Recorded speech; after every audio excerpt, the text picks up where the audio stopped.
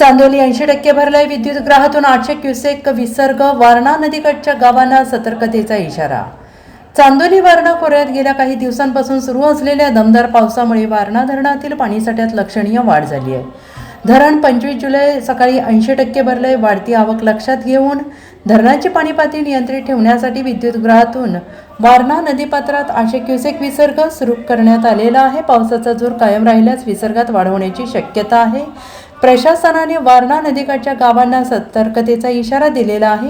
धरण व्यवस्थापनाने दिलेल्या माहितीनुसार 25 जुलै रोजी रात्री 1 वाजता प्राप्त झालेल्या आदेशानुसार पहाटे 2 वाजल्यापासून विद्युतगृहाद्वारे विसर्ग सुरू करण्यात आलेला आहे. सध्या धरणाचा स्पिलवे आणि कालवा बंद असून केवळ विद्युतगृहातून पाण्याचा विसर्ग सुरू आहे. पावसाचा जोर कायम असून धरणात पाण्याची आवक वाढल्यास परिस्थितीनुसार विसर्गात टप्प्याटप्प्याने वाढ करण्यात येईल असे धरण प्रशासनाने स्पष्ट केलेले आहे. त्यामुळे वारणा नदीच्या पाणीपातळीत वाढ होण्याची शक्यता आहे. नदीकाठच्या नागरिकांनी सतर्क राहावे, गुराढोरांची काळजी घ्यावी आणि प्रशासनाने दिलेल्या वेळोवेळी सूचनांचे पालन करावे असे आवाहन धरण प्रशासनाकडून करण्यात येत आहे. Bureau report SVN Marathi, Sangli.